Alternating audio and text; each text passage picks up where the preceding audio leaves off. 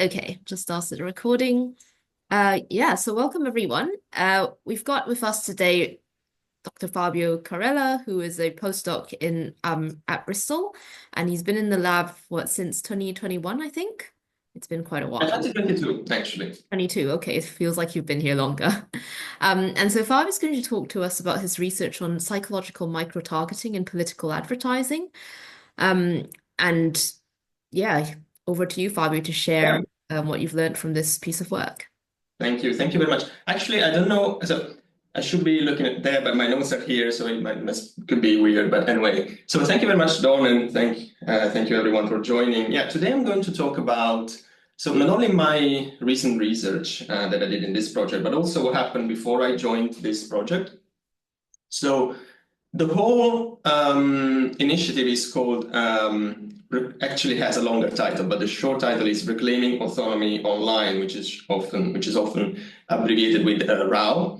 And it's a project that started in 2021, I believe, funded by the Volkswagen Stiftung Foundation that shouldn't have nothing to do with cars, but anyway. And it's a collaboration of several institutes, among which there's, of course, Bristol. There's Northeastern University in Boston. There's the Max Planck Institute in Berlin. And yeah, it has been going on, as I said, since 2021. And its main focus is listed here in Bristol. We care about psychological microtargeting and its effectiveness and its concerns. So I'm going to try and summarize all these years of research, and I'll be presenting also stuff that I didn't do in the first place, like first person, because before me there was Almog Simkhon, who now joined Ben Gurion University of the Negev as an assistant professor. So much, like 2/3 of the presentation is about what he did actually, but I hope I can answer your question about it if you have some. So let's see. Yeah. So the main concern is psychological microtargeting, which is basically this idea that you can target people based on their psychological traits through advertisement. So you can tailor the messages based on based on their personality. And it's something that we saw in history, more or less recent history with Cambridge Analytica, for example, where certain people on Facebook were shown certain ads based on their personality. And the scandal was that they didn't know about it, actually. And this was before, I think, 2016 election. No, I think it was before Brexit. I don't remember, actually.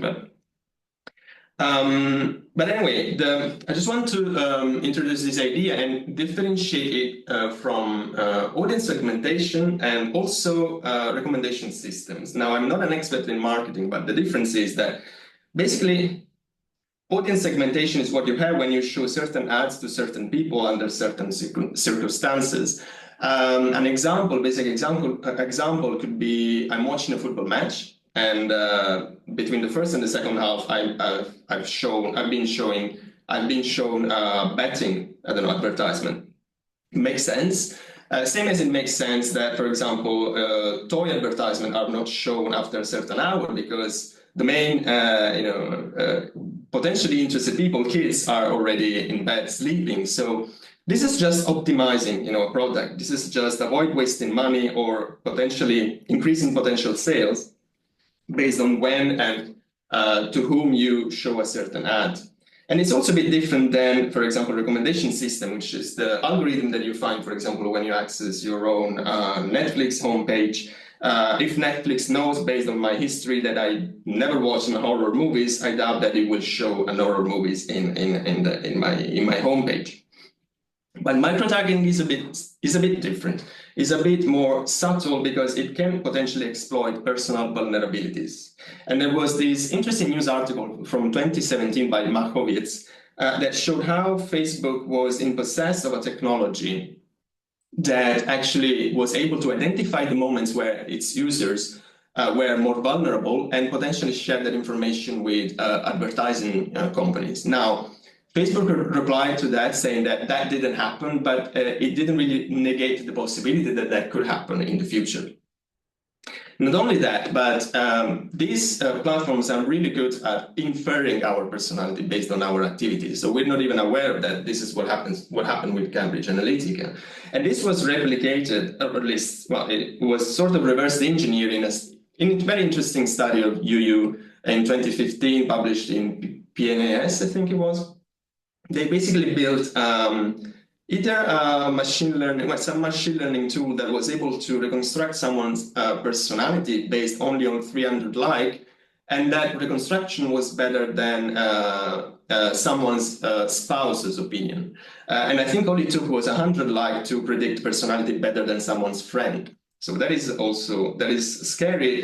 Same as it's scary research that was published by David Garcia. He was able to show how these platforms are also able to predict personality or predict information about shadow profiles that are basically profiles of people that are not even logged in the platform, like signed up on the platform, but starting from the network around that people, that hypothetical person, network of friends, of course, of that hypothetical person, they are able to reconstruct that missing, profile, that shadow profile.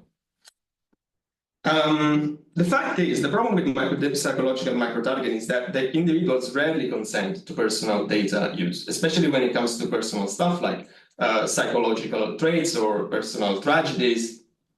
And this causes an issue because it causes this sort of information asymmetry where platforms can reconstruct information about us.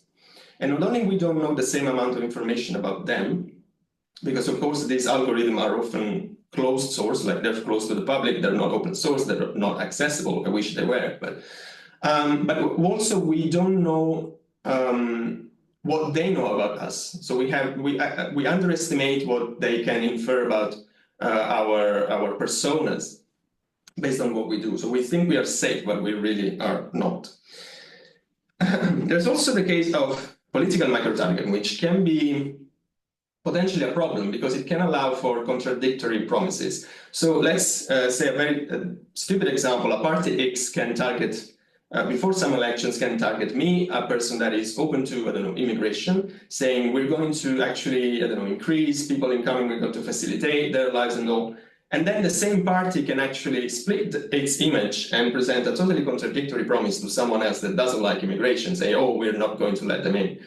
And that not only is a contradictory promise, but it's also something that is really hard to fact check because the two of us in this hypothetical scenario don't have any idea of what the party is doing online. So we're showing personalized ad, and it's very hard to fact check that, so it can be totally contradictory. And the problem is that the additional problem is that this is all presented in a very subtle manner. So because it appears in our social media feed, it looks more or less like a personal conversation we have with a friend. It doesn't look like a prototypical ad. So it means that we are even more vulnerable to it. And again, this word comes again.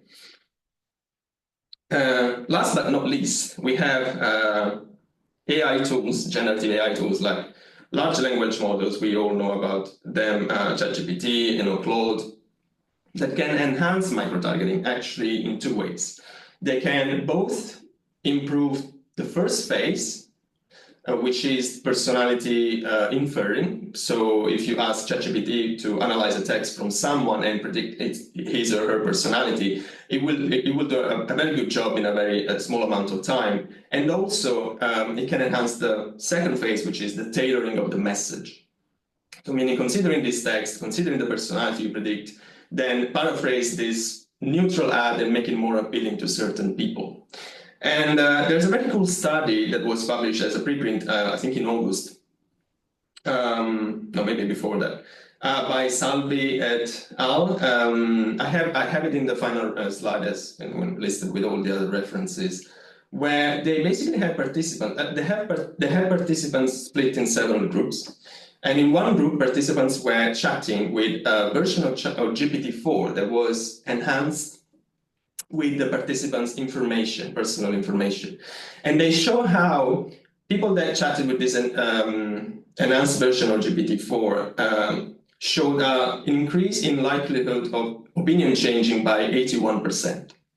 And there was another group that had a chat with a vanilla version of GPT-4, so that didn't know anything about the participants.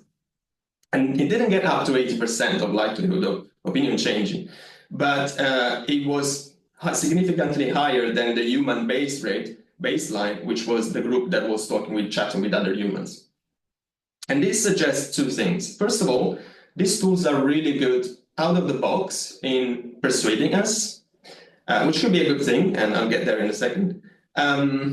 And second, they can get even better when they know stuff about us. And for them, it's really easy. And we've done it, actually. We sort of reverse engineer. We created a machine. Well, my colleagues created a machine that can detect, that can link linguistic cues to personality. So for them, it's really easy. And the good thing is that this enhanced persuasiveness by AI tools can even be used in positive ways. For example, there was a recent study by David Rand, I think, and his team, where they developed a chatbot that was able to lower conspiratorial thinking. So you have a chat with this version of GPT-4, I don't know what technology it uses, and your conspiratorial thinking lowers. So this was just to introduce the topic and its potential concerns. Now, this is the project, the entire project outlined since 2021. So the first phase focused on detection. So how this manipulation machine, if we can call it like that, is designed. Can we actually reverse engineer what Cambridge Analytica did? Can we, in fact, link linguistic cues with personality traits? And this was published in PNAS Nexus by Almog, my colleague, Almog Simcon, and Adam Sutton, who then, I think, left the team. And I think Steve and Matthew Edwards were also in the list as well. Then the second, and I'm going to talk about this in a few slides, actually in the next slide. Then the second part focused on action. So is this advertisement tailoring, based on people's personality actually work? So does that make the message more persuasive to people? And this was also published in PNAS Nexus by Almog, the beginning of this year, I believe. And then comes the last part, which is, this is where I joined, because Almog left, as I said. So what can we do about it? Can we develop some tool that can help that can improve people's autonomy, people's awareness of these practices online? Okay. So as for detection, what did they do? They developed two models. The first model was, this is a large language model. The first model was developed like this. Basically, they started from a sample of Reddit participants. I think that Reddit participants that belong to fiction writing subreddit. So a subreddit, for those who are not familiar with Reddit, is just a community. So this was a community of people who had a passion for writing fiction. So they asked them about their personality. Okay, where's my cursor, by the way? Okay. I hope you can see that. So they asked them about their personality, and also they were allowed, Almog and Adam were allowed to scrape the posts that they wrote on Reddit, and so they trained this machine to predict personality based on what was written. Okay, and it did a good job, especially when I'm talking about personality, I'm talking about the Big Five inventory. So as you can see here, we have 5 word clouds, one for each trait of the Big Five. And the machine was quite good, especially with 2 dimensions, neuroticism and openness. And you can see the words for each trait that the machine was able to link to that trait. And in blue, you find the negatively correlated words, and in red, you find the positively correlated words. So you can see for openness, the machine was able to pick some traits, like some words like my husband, myself, words. So these are all positively correlated with being high on openness to a new experience, whereas other words, like oftentimes, was joking, connected with, this was both words and n-grams, by the way, so a combination of words, were negatively correlated with openness to new experience. So this was model 1. Then what they did, they developed model 2. And model 2 was based on a huge sample of Reddit users, I think also belonging to other subreddits, other communities. So what they did, they didn't actually ask about their personality directly, but they scraped their posts, and they used the model 1 to predict their personality based on the posts they scraped. And then they fed that information to model 2, linking that information with the posts that people consumed, that people interacted with. And so model 2 was much more advanced in predicting personality based not on written text, but on consumed text, so much more indirect way of showing oneself on social media. And importantly, it did that without asking the people about their personality. So these are the same word clouds I showed you with Model 1, but for Model 2, and you can see that there are many words that are related to, well, there are many words that is what we would call grammatical words. There are words that end up, if you work with text, you end up putting those in a stop word list. So a list of words that you're not interested in, like pronouns, like articles, like I, the, his, her, and all. But these words were left during this analysis because they've been shown to be correlated with certain personality traits like neuroticism, for example. And so Model 2 was much more focused on the style rather than the content. Apparently, that was very important for the model to link that to link the linguistic use to the personality trait. And it did very well. Well, it did well with, especially with openness to new experience. And so all further analysis that I'll be talking about, when I mention personality, I'm really talking about openness, because the model proved itself to be very good at predicting openness from text. Also, feel free to interrupt. I don't know if I can, I have a screen with Dawn's avatar, but I don't know if I'll be able to see questions live. I can, so I can like feed them to you. Okay, thanks. So this is the correlation. Of course, you're working with something very indirect, like with consumed text. So of course the correlation scores cannot be very high, but this is good enough, I would say.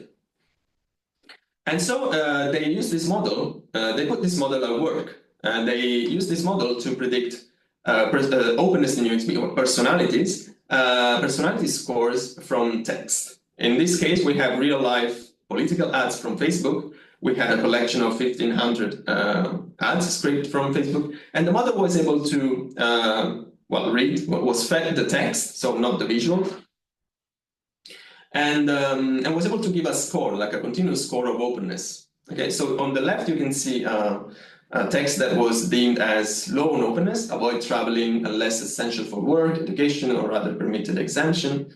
And on the right, you can see an ad that has been deemed to be, has been classified as high on openness. Check out Dr. Susan Oman's visually stunning digital exhibition and all of that. But does that work? So they did a human validation as well. And there was a good agreement. You can see that in orange, there are the top 10% in terms of openness, that how the model predicted. And they're also classified by humans, most of them, by a really high on openness score. So the openness score that you see here, I believe it is a human classification. So only a few of the orange one are in the bottom. So there are also only just a few of misclassification, let's put it that way. So this means that they managed to sort of reverse engineer to develop a machine that could detect text, and align that with personality traits. And potentially this technology could be used to indicate, of course, not 100%, not with 100% hit rate, but it could indicate, could suggest that an ad is micro-targeting someone. But is all of this persuasive? So when we show an ad, an ad that is being classified by the model by high on openness to a high openness person, what happens? Is that really more persuasive than just a regular ad? So Almog and Steve and others pre-registered 4 studies, okay, and asked participants to rate the persuasiveness. So it is really self-reported persuasiveness of the top 10 ads in terms of low and high on openness. Again, you can see the item on the right, the item that the participants were presented. And then after that, they collected openness scores using the Big 5 inventory too. And then how can you actually measure, how good is a match? And they came up with something very smart, which was called the matching score. The matching score is simply the absolute difference between the openness of the ad that we got from the machine and the openness of the person that we got from the inventory, so the BFI2. And you simply subtract one from the other. And if the matching score is 0, it means that that is a perfect match. It doesn't matter the starting openness So it can be 1 minus 1 or 3.5 ad openness and 3.5% openness. It doesn't really matter. But when you get the absolute difference between them, you get a 0 is a perfect match. And then the more it departs from 0, the matching score, the more that match is bad in a way, because it could be like the ad is really high on openness, it's a 5, but the person is very low on openness, so 5 minus 1 is a 4. So are they persuasive? Yes. As you can see from this graph, I think this is from the first study, the more on the x-axis you have what I call the matching score. On the y-axis you have the self-reported persuasiveness, and you can see that the more the matching score increases, so it gets worse, the more the persuasiveness goes down and becomes worse. So they also tried something very cool, an automation. What I presented in my second slide. So making all this manipulation machine automatic.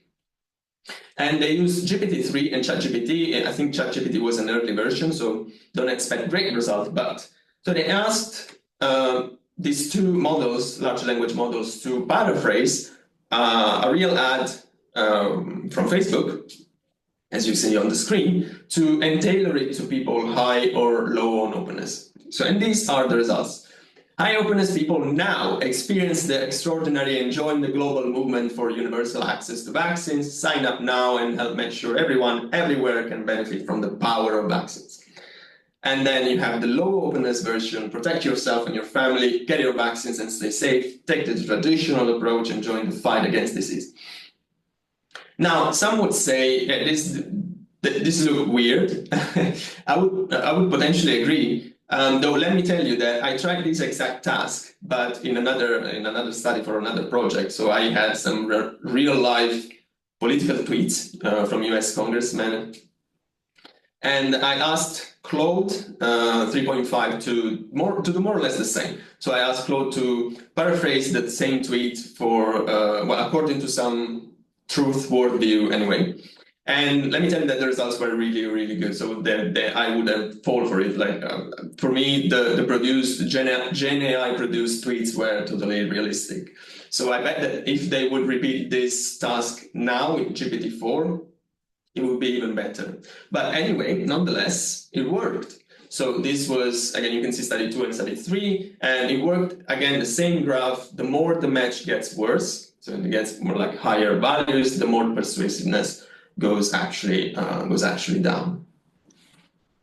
So once I've shown you this, so it works, what can we do? And this is where I came in. Like I developed some, together with Steve, we developed a tool, very rudimental tool, I would say, in order to empower people's autonomy. So what can we do to make this practice more transparent?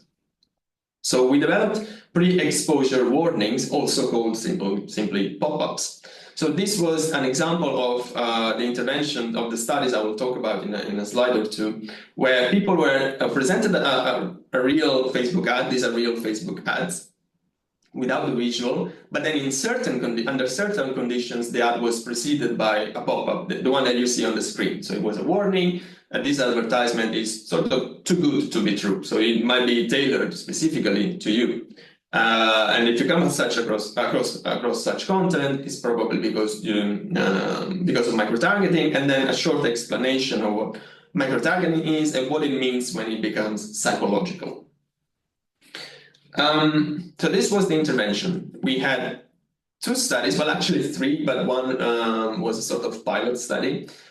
So I'm going to present 2 main studies, study 1 and study 2. They both used within subject design.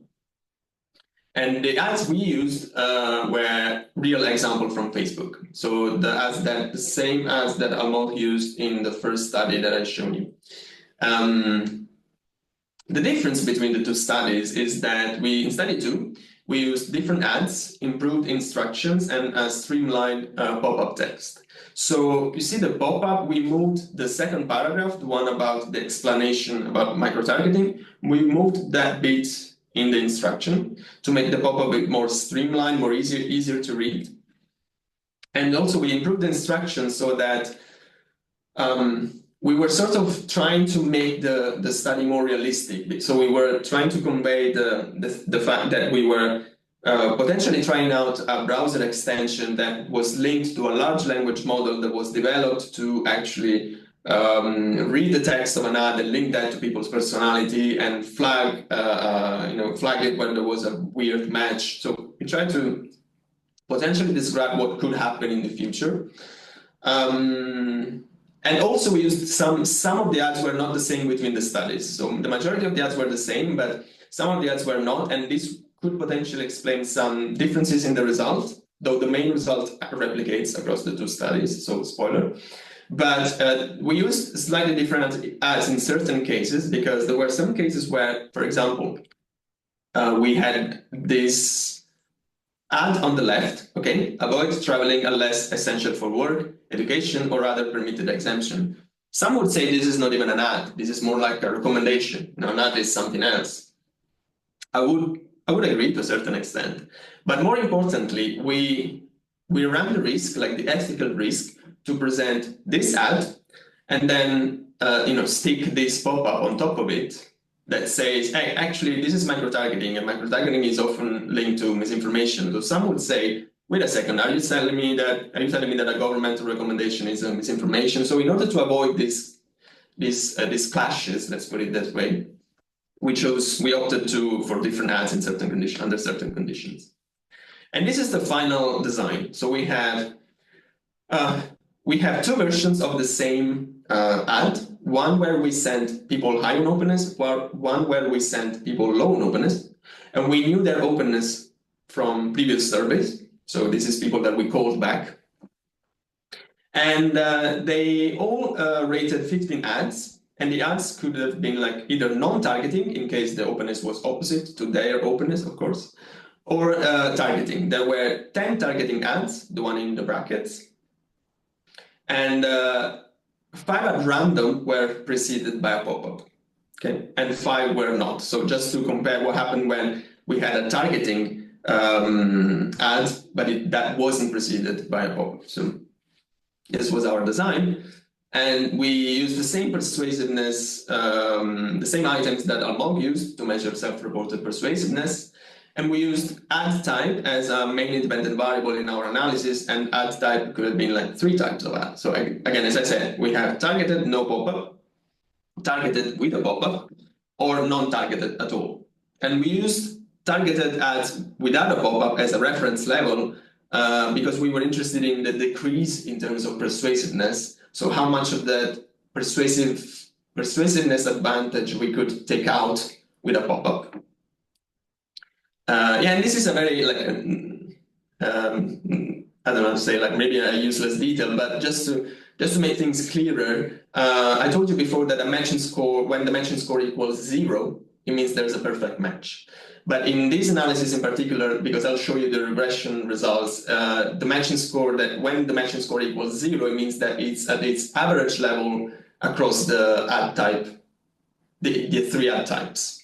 And this was just improved interpretation because the regression was trying to predict persuasiveness of non-targeted ads when the matching score was 0, but actually that is never the case. Like by its own definition, if the matching score is 0, the ad cannot be non-targeted. Okay, so just to make things clearer. And these are the results from, this is just an output from R, but just to guide you, you can see in the first row that pop-ups show no significant effect in reduction of persuasiveness in either of the 2 studies. So there is a small decrease, but it's non-significant. But importantly, at the same time, you can see that non-targeted ads consistently decrease persuasiveness, self-reported persuasiveness significantly. So this shows both that on one hand, we have an effectiveness of microtargeting, okay? Because of course you can reverse this result and say that when compared to non-targeted ads, targeted ads with a pop-up increase persuasiveness, okay? You can read it the other way around. So there is a microtargeting persuasiveness advantage that we actually replicated what Almog found, but we cannot eliminate that or reduce that significantly simply with a pop-up technology.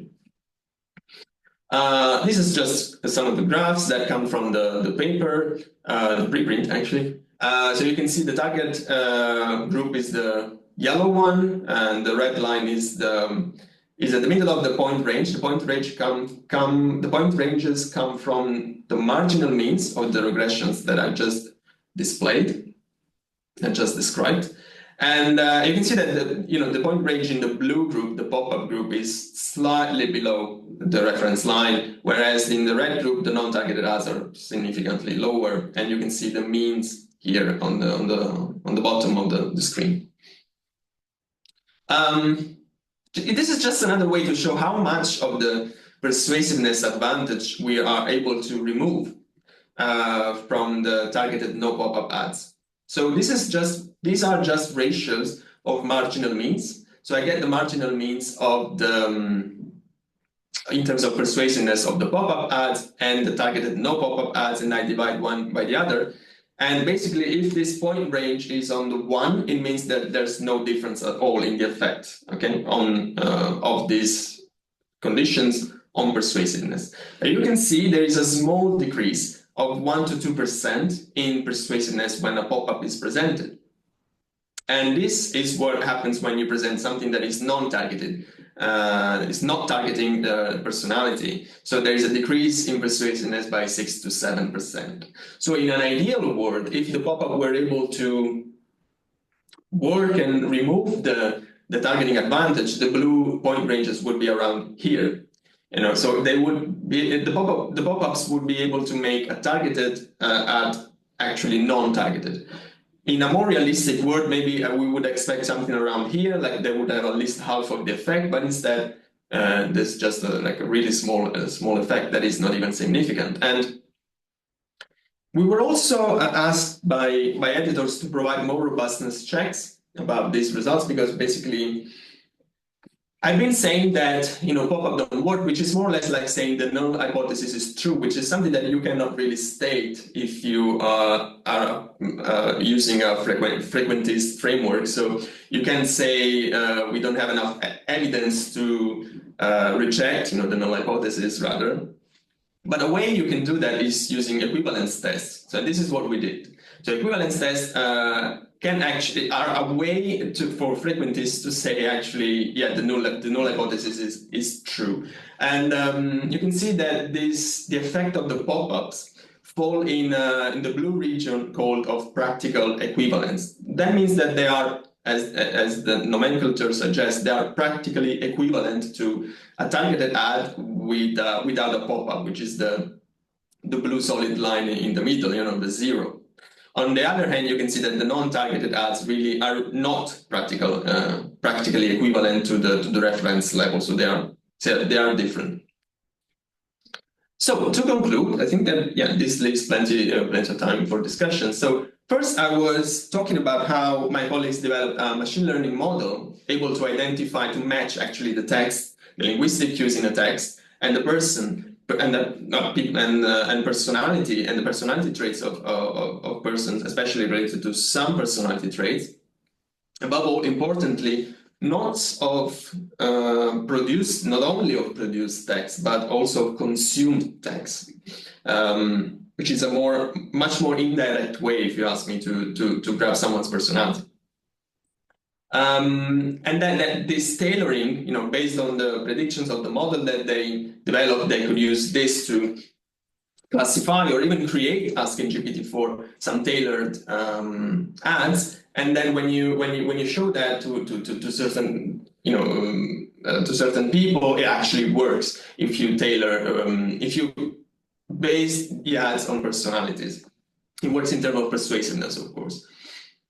And I also show that we don't cancel that targeting advantage, at least we don't cancel it simply with pop-up warnings. So it might be the case that the technology doesn't work, or it might be other cases. So why the pop-up warnings do not work? It could be several reasons. It could be that, for example, the participants we asked to rate the persuasiveness of ads have an increased trust in the platform they were asked to perform, where they were asked to perform that task. In our case, it was prolific. So it wasn't a social media realistic environment. And also we had to be clear for ethical reasons that we we didn't infer their personality based on, some sketchy algorithm, but we knew their personality beforehand from answers from previous surveys. So that could also lower the relevance of an intervention like this and saying, yeah, but you're not really doing it like the pop-up is not really needed in some way because you're not doing anything sketchy. There's also the case that it could be that the relevance of the topic of an ad overrides the important, the relevance, the role of a pop-up. So it could be the case that if I'm really interested in something, in a topic like, I don't know, immigration, football, whatever, you can show me how many pop-up you like, but still I would find that topic, that ad relevant for me, and it would persuade me, I would like it.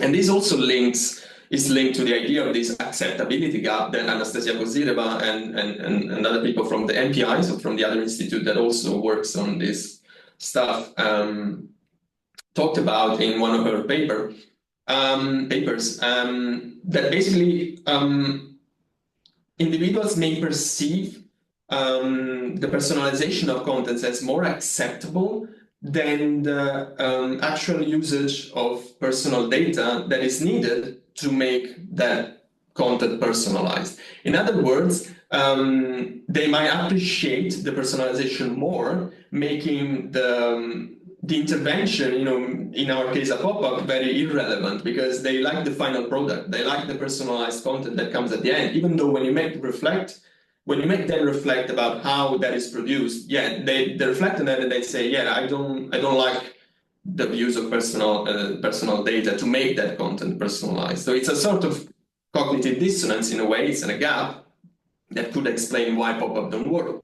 And more generally, this could also be linked to the idea of continued influence effect, which is more or less what Dawn presented last week when she talked about, removing a myth from someone's mind. When you correct information, wrong information with correct information, the corrected information still sticks in someone's mind, so it comes back, after a while. So it could be the case that, this challenging in countering the effects of microtargeting, in our case with a simple pop-up, it comes from some wider cognitive mechanism that makes correction not stick, in the participant's mind. So once they have been exposed, in this case, to persuaded, to tailored ads, it's too late to intervene in a way. So it doesn't really work. So there could be some future follow-up. This is still a work in progress. The project will end, I believe, in 2025. So there's still some time to do some stuff. Some ideas are maybe focusing, and I'm referring to, I'm talking here to, I don't know if Faiza is here. I cannot see the full list, but Faiza is a third-year student this year that will do something for her final year research on this, on microtargeting. So I have a meeting with her actually in 20 minutes. So some ideas could be to focus maybe on user interaction. It could be the case that, yes, the pop-up doesn't work in reducing the persuasiveness, but maybe it reduces interaction with the ads. So maybe users wouldn't click on the ad, even though they're being persuaded by it. Or it could be the case that it could be a strategy could be maybe to tailor the pop-up text itself. Why not? If we show that a tailored message is more effective, in persuading the person, why not tailoring the pop-up text? So we could ask ChatGPT to make the pop-up text more appealing to people high or low on openness, for example, and see the results, see what happens, see if there is actually an increase, or better, a decrease in persuasiveness. Or we can turn this into an intervention, like more of an inoculation intervention, trying to explain what microtargeting is. Instead of using the pop-up, just explain what microtargeting is, and then see if people are able to, learn something from that intervention and be more aware of that when rating the persuasiveness of subsequent ads that they show. So there are a bunch of ideas. If you have some, feel free to share. I'll share the preprint now. This is the preprint for the pop-up experiments. It's actually under review. And this is the slides with the references, some of the references I mentioned. So thank you very much, and I hope you enjoyed it. I'll try to teach. Okay. Great. Thank you so much, Fabio. Thank you. Interesting stuff. I might let anyone else jump in if you've got a question. Um, open it to the floor first. Let me just get the participants so I can see if hands go up. Oh, yep, Alan. Hi there. Thanks for the talk. Hi. This is all new to me, but I was surprised that the pop-up intervention didn't work. Me too. I was trying to think of what the possible reasons would be. And I don't know, is one possibility that things were being micro-targeted was kind of already baked in to begin with? Like everyone just already assumed, like we just all assume that we're being micro-targeted all the time.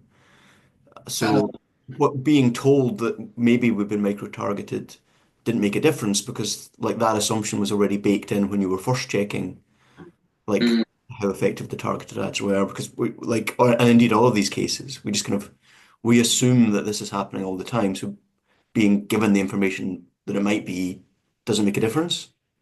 well, it could be the case. That's an excellent point. In that case, maybe pre-banking intervention would be probably more worth, would be probably better, even though this probably wouldn't explain why. It's funny because yeah, we could be aware of that, but I guess we're not totally aware of that. But then this wouldn't explain why we have an acceptability gap that we cannot actually cognitively link the two. So I'm giving out my data. I don't like my data being used for personalized content, but I still like when content is personalized. So there is surely like a missing piece there. And yeah, I agree with you. Like we expect, of course, our intervention was designed to work. So when I first looked at the results, I was bummed. So I was like, okay, what do we do with this? So we throw it away, and then Steve had the idea to actually change the narrative in, well, there's a problem with these transparency measures. Again, for me, they're quite basic. Of course, I mean, even the pop-up was quite ugly, but we tried to maximize its effect, making it big on the screen, so we make sure that people read. And still, there's no effect in several studies. And there was even a first study that I just mentioned, the pilot study, where we had some even between subject design, and it was just the same. So the group that was shown the pop-up and the group that was not shown the pop-up had the same persuasiveness level of the targeted ad. So I don't really know. It can be that we're used to. In that case, I bet we would have an effect of age, like moderate, because I would expect newer generation, younger generation to be more, savvy on this. But I don't know. I'm not totally sure. Oh, thanks again. Thank you. So Fabio, I wondered if you had looked into the types of ads that people, whether there was an interaction, say, for example, political ads versus, I don't know, things selling products. Because I remember in Anastasia's paper, Attitudes Towards Personalization, she had mentioned there were differing views in terms of how it was used, in the sense that people don't mind it so much if they're just getting fed, you want to see ads for products you actually want to buy, not something that you feel is rubbish or junk mail. But people were very against it being used for political ads. So was there any such effects that you could see? Yeah, I remember that as well. And but actually, that is even more like a further case for the pop-up to work. No, like they would be even more wary because these are political ads, and so I guess this is where the effect of a pop-up would be maximal, like compared to, as you say, like I don't know, beauty product ads or something like that, where people are actually okay with giving out data for that. No, I don't know. Yeah. But what I did was, so what I can tell you is this. I tried to control like a sort of exploratory post-hoc analysis thing to control for the topic of the ads. Because yes, these ads are political, meaning that they come from political figures, but they regard different stuff. So some of them about COVID, some of them about migration, some of them about art exhibitions. And it didn't really have an effect. So controlling for topic wasn't really a thing. Didn't have any significant effect. And another thing I can tell you is that I don't know if you know him, Michael Gears from the NPI. Uh, um, actually did something. Well, they designed a boosting intervention. It's a bit different, and they were measuring the detection rate of targeting ads, and they tried this with political ads as well, and I think they were trying to measure persuasiveness as well, and I think that he got more or less the same result. So it sort of replicates. And the first experiment they did was with a beauty product or something like that. Though it wasn't persuasiveness, it was detection. But that intervention actually worked. So it made like presenting people feedback on their own personality and then ask them to detect, what beauty ad was targeting them actually working there. It's a bit of a different story, but I can share the paper if you're interested with you, if you're interested. Yes, that's an interesting point. And I mean, immediately what's jumping up at me is the sort of like it's a closed system in terms of it's all about the same product, perhaps. So I don't know whether you might find it in a more controlled setting where the product that's being sold is the same. We could try it with with this year, like with Pfizer's research, we could try and select a variety of types of ads, like as you say, control for maybe difference between political ads and product ads. Yeah, that's a possibility. Yeah, no, I just wondered because I remembered some of the things that Anastasia presented before. Yeah, you're right. It should have a different effect. So yeah, quite mystifying. But yeah, I suppose it's also, you know how nowadays there's even this like I can't remember what it is, but it's something to do with personalized ads, or that's what's called in my iPhone anyway. Like What is that?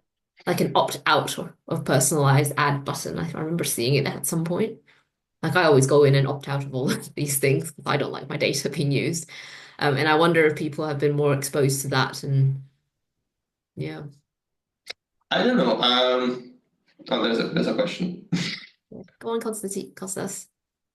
Yeah, I was just thinking, like for me, pop-ups are usually almost considered automatically as spam. So I'm wondering if people are reacting similarly to how I would react, and they would just completely ignore pop-ups as spam. It could be the case, though. That's a very interesting point, and I thought the same. This is why I said maybe we are targeting this. We're trying to provide an intervention with the wrong technology. Because nowadays, yes, there's even pop-up blockers. That people are bothered by that.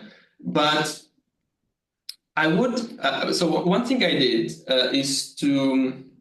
One of my hypotheses was also maybe the pop-up works the first time, because just the first time they read something on this, basically in their face, and then because it repeats itself, they just close it and they don't care anymore. So I did something very rudimental, that was to check the levels of persuasiveness of ads that were preceded by a pop-up. So compare the persuasiveness of the first ads and the last ad that contained the pop-up. So I would expect at least a small difference between those. So I would expect that at least the first time the pop-up is shown, there is a small effect when compared to the last time it pops up. But there was nothing even there. So yeah, it could be the case that we are used to discard them altogether, though I would expect a participant in a survey to follow the instructions. In the instructions, we were clear that with this pop-up was flagging stuff. So I would expect a minimum of attention by them. But yeah, it could be the case that. But then, if I may ask, like, what would be an idea, to do that? Like, I was thinking about developing maybe like an informative video or something like that to show to participants before they rate persuasiveness. Do you think that would work better, at least on the pop-ups? So I was thinking, now the trend with social media is to have like sponsored, let's say, posts or whatever, integrated in the feed in the same way that the normal posts appear, and it just writes on the top sponsored ad or something like this. and Yeah. they try to make them as similar as normal posts as possible. And I'm wondering if this is kind of a better way to present it as part of a feed. Yeah, this actually, thanks a lot for that idea, because this actually, I think at some point we wanted to develop something better that looked better, than was a bit more realistic than a social media feed. There are some tools out there to make it, to make some surveys with using JavaScript and all. So yeah, I think that in that case it would be a bit harder to collect persuasiveness, but maybe it would be better with interaction, so and see how long people stay on a certain ad or something like that. Yeah, yeah. Do you also know what people's attitudes are towards being micro-targeted? Like, I can't Sorry, remember. say again. Do you also know what people's attitudes are towards this? I can't remember. You did say you collected this, and that was where the attitude gap was coming from, right? Oh, you're talking about the acceptability gap. Yeah, sorry. Oh yeah, that was done by Anastasia Kozirova Okay. yeah, it was a very cool study, and So they don't not like. in, so sorry. So I mean, it's not linked to your data then. That's not from yours. No, not directly. No, we didn't measure that. We just measured. We had participants' openness from previous studies, and we just asked them to rate the ads, and that was the task basically. It would be interesting to know if they basically they just thought it was acceptable, like they wanted personalized ads. So like if you had that measure, you could maybe control for it. Yeah, maybe add it as an idea. Alan's got another question. Yeah, sorry, it's just on this, on the acceptability gap stuff. I was the acceptability about how acceptable they found the process of creating the targeted ad.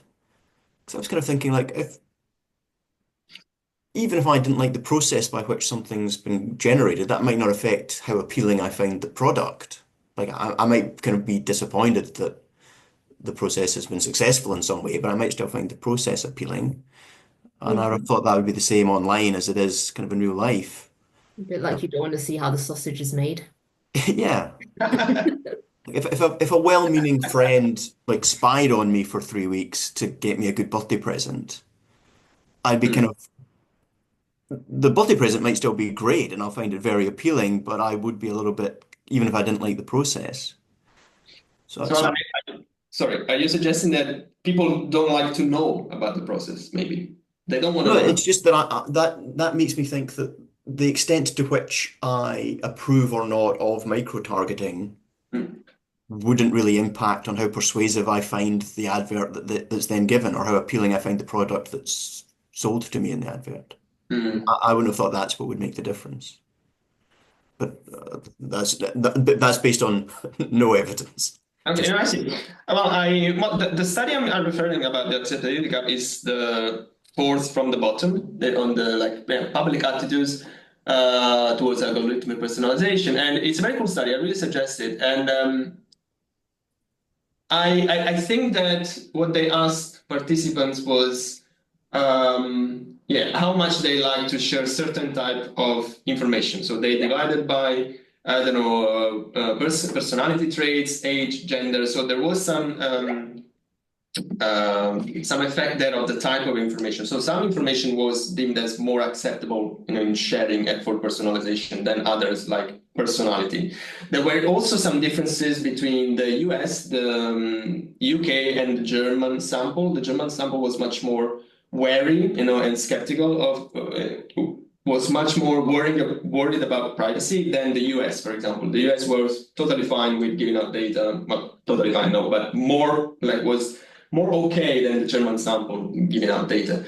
But then the same people, I guess, responded in further items about how much did they like when when personal data was something. I don't remember the exact item, of course. I may be misspeaking, but there was some sort of paradox there that they tried to describe in the paper. So I refer to it for. I don't want to report something wrong. So it's a very cool. It's a very cool paper, by the way.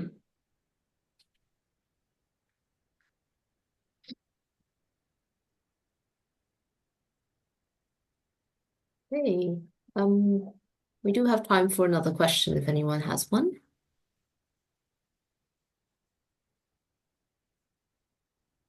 Right, if not, thanks very much, Fabio. I'll probably stop recording right now.